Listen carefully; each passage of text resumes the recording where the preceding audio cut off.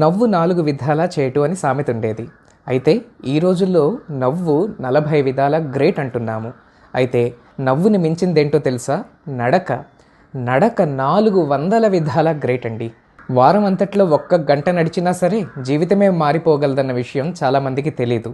రండి, ఈ ముఖ్యమైన వీడియోలో వాకింగ్ ద్వారా మనకి చేకూరే లెక్కలేనన్ని లాభాలేమిటో, ఆ మైండ్ బ్లోయింగ్ మ్యాజిక్ ఏంటో మీకు చెప్పబోతున్నాను.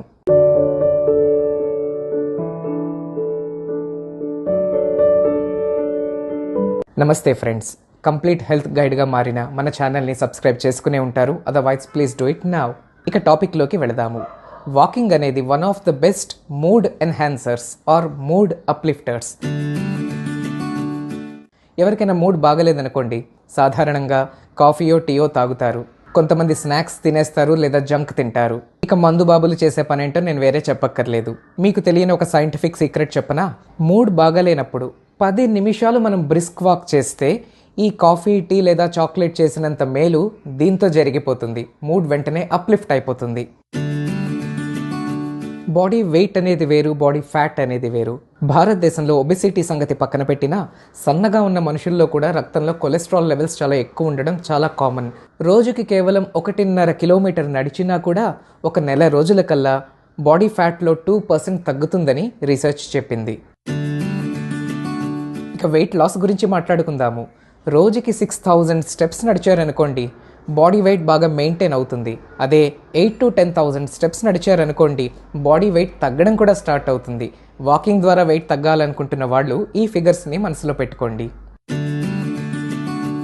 ఇక క్రానిక్ జబ్బుల గురించి మాట్లాడదాం. అదేనండి బీపీ, షుగర్ వంటివి.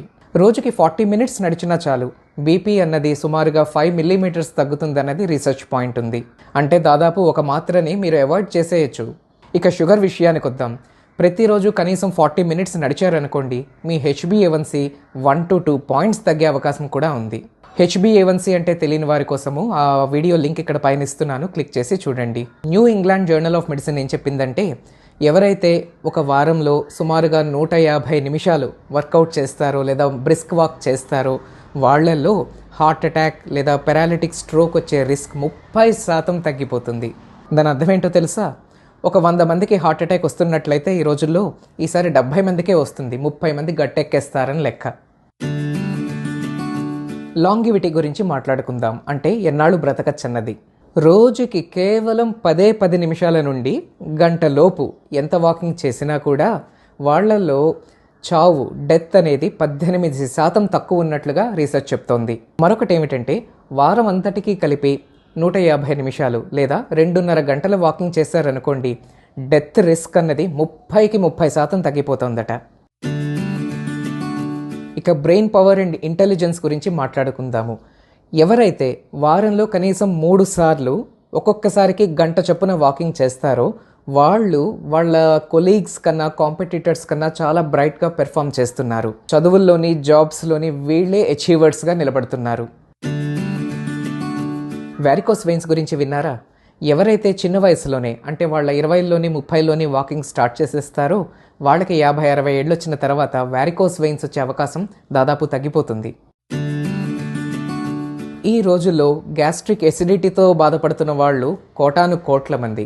ప్రతి ఒక్కరూ ఒమెప్రజోలు, ప్యాంటోప్రజోలు, ర్యాంటాక్, జింటాక్లు అన్నీ వేసేస్తున్నారు. అటువంటి వారందరి కోసం ఒక మాట. ఎవరైతే ప్రతిరోజు ఒక 40 నిమిషాలు నడుస్తారో వాళ్లలో ఎసిడిటీ సిమ్టమ్స్ దాదాపు 50 నుంచి 75% తగ్గిపోయే ఛాన్స్ ఉంది. జర్నల్ ఆఫ్ ఎక్స్పెరిమెంటల్ సైకాలజీలో పడిన ఆర్టికల్ ఏమిటంటే, ఎవరైతే వాకింగ్ బాగా చేస్తారో, రోజుకి కనీసం 30-40 నిమిషాలు నడుస్తారో వాళ్ళు మిగతా సమాజం కన్నా చాలా క్రియేటివ్గా ఉంటారు. అంటే ఏమిటి? ఫైన్ ఆర్ట్స్లో కానీ, సోషల్ ప్లాట్ఫామ్స్లో కానీ, లేదా ప్రజల్ని ఆకర్షించడంలోని వీళ్ళు ముందుంటారు. ఈ రోజుల్లో మరో ప్రధాన సమస్య నిద్రలేమి లేదా ఇన్సామ్నియా.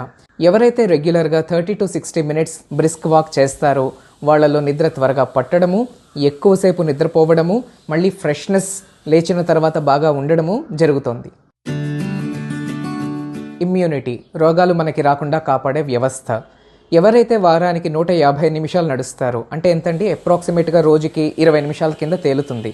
ఆ మాత్రం నడిచినా చాలు మనలో రోగనిరోధక శక్తి బాగా పెరుగుతుంది. అంతేకాదు రీసెర్చ్ చెప్పిన పాయింట్ ఏంటంటే న్యూమోనియా లాంటి ప్రమాదకరమైన జబ్బులు రాకుండా నివారించడానికి తోడ్పడుతుంది.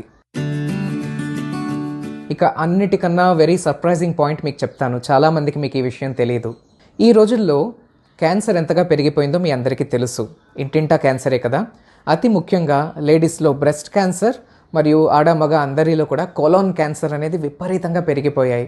మీకు తెలుసా, రోజుకి 40 to 60 మినిట్స్ నడిస్తే ఈ బ్రెస్ట్ క్యాన్సర్ మరియు కోలాన్ క్యాన్సర్ వచ్చే అవకాశము దాదాపుగా నిర్మూలించవచ్చు అన్నది కూడా ఒక రీసెర్చ్ పాయింట్ ఉంది. గుండెపోటు తగ్గి, పక్షవాతము తగ్గి, షుగరు తగ్గి, బీపీ తగ్గి, క్యాన్సర్ రిస్క్ కూడా నిదానించబడి, మరియు మూడ్ పెరిగి, తెలివితేటలు పెరిగి, పెర్ఫార్మెన్స్ పెరిగి, క్రియేటివిటీ పెరిగి, రోగ నిరోధక శక్తి పెరిగి, ఇంకో 1,00,000 లాభాలు రోజుకో 20, 30, 40 నిమిషాలు నడవడం ద్వారా వచ్చేస్తున్నాయి అంటే ఇంకా దాన్ని విడిచిపెట్టుకోవడంలో ఏమైనా అర్థం ఉందా చెప్పండి. సో ఫ్రెండ్స్, ఏం చేయబోతున్నారు? ఈ వీడియోని వెంటనే మీ ఫ్రెండ్స్కి, ఫ్యామిలీకి షేర్ చేసి ఫోన్ని పక్కన పెట్టేసి గబగబా వాకింగ్కి బయలుదేరిపోండి. మరొక మెడికల్ వీడియోతో కలుస్తాను. Till the time, take care, నమస్తే. ఫ్రెండ్స్, నేను ఇన్స్టాగ్రామ్లో కూడా పేజ్ ఓపెన్ చేశాను. డాక్టర్ సమీర్ నందన్ 9 అన్నది పేరు. అది కూడా మీరు ఫాలో అవ్వచ్చు. అందులో మెడికల్ వీడియోస్ అన్ని షార్ట్ ఫామ్లో పెట్టడంతో పాటు నా హాబీస్ అండ్ టేస్ట్స్ అన్ని అందులో మీతో పంచుకుంటున్నాను. I hope to see you there also.